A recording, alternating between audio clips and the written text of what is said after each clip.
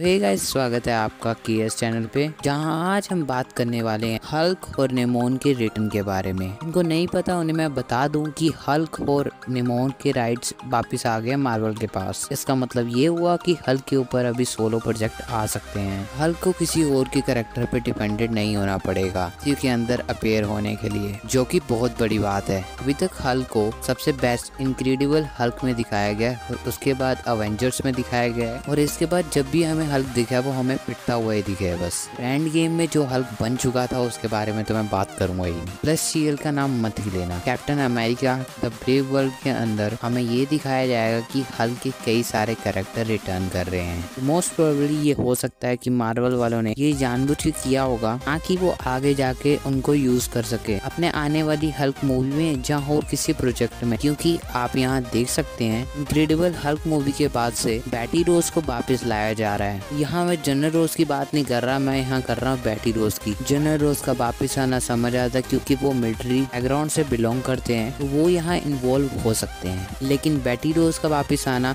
वो भी captain America की मूवी में, क्योंकि इसलिए कि वो बता सके कि वो भी एक मार्वल का पार्ट है। सारे ये जानते हैं कि कैप्टन अमेरिका 4 में जनरल रोज ही रेड हल्क है, क्योंकि एक्सपेरिमेंट जिसने किया था उसका नाम था लीडर। ऐसा कि मैंने कहा कि आगे जाके बैटी रोज शी हल्क बनेगी, फिर हमें हल्क वर्सेस हल्क देखने को मिलेगा। ऐसा मैं इसीलिए कह रहा हूँ क्योंकि हमें जो प्रेजेंट हल्क दिखाया जाता है वो ब्रूस बैनर की पर्सनैलिटी डोमिनेट की जाती है हल्क के ऊपर, जो कि होना नहीं चाहिए। तो हो सकता है कि ब्रूस बैनर ने हल्क की पर्सनैलिटी को दबा के रखा हो, जो कि आगे जाके कभी ना कभी बाहर आएगा ही आएगा। तो जब वो बाहर आएगा तो हमें sort of world breaker Hulk और साथ ही साथ वर्ल्ड ब्रेकर हल्क जैसे देखने को मिलेगा। तो उसे रोकने के लिए वहाँ रेड हल्क और साथ ही साथ शी हल्क देखने को मिल सकती है। ऑब्वियसली मैं शी हल्क का नाम इसीलिए नहीं ले रहा, उसका इन्वॉल्वमेंट मूवीज जहाँ कोई फनी कैरेक्टर की तरह था, बट मोस्ट प्रोबेबली हमें रेड हल्क की जोड़ी देखने को मिल सकती है हल्क को रोकते हुए। इसके अलावा ये भी हो सकता है कि हमें ग्लाइडेटिक हल्क हमें देखने को मिल सकता है। आई नो हमें ग्लाइडेटिक हल्क का लुक पहली बार हमें रैग्नारोक में देखने के लिए मिला था, बट हमें एज ऑफ अल्ट्रॉन से लेके और रैग्नारोक की कोई भी सीन हमें हल्क का नहीं दिखाया गया था। और स्कार जो कि हमें शी हल्क के एंड में दिखा था, वो कहाँ से है इसका भी हिंट हमें कहीं भी नहीं दिया गया है हल्क के अगले प्रोजेक्ट के अंदर, और उन सब के बारे में भी हमें दिखाया जा सकता है और ना ही उसके बारे में कुछ बताया गया है। वैसे तो मैं चाहूंगा कि हल्क को पूरे पोटेंशियल पे दिखाया जाए और उसे थोड़ा खूंखार रूप में दिखाया जाए कि हल्क का मीनिंग ही स्मैश है, कि हमें फर्स्ट अवेंजर मूवी में दिखा था और साथ ही साथ इनक्रेडिबल हल्क में दिखा था। इसके अलावा ऐसा भी हो सकता है कि हमें स्पेस एडवेंचर देखने को मिले, लेकिन उसको आने में थोड़ा सा टाइम तो लगेगा ही लगेगा, क्योंकि कैप्टन अमेरिका 4 में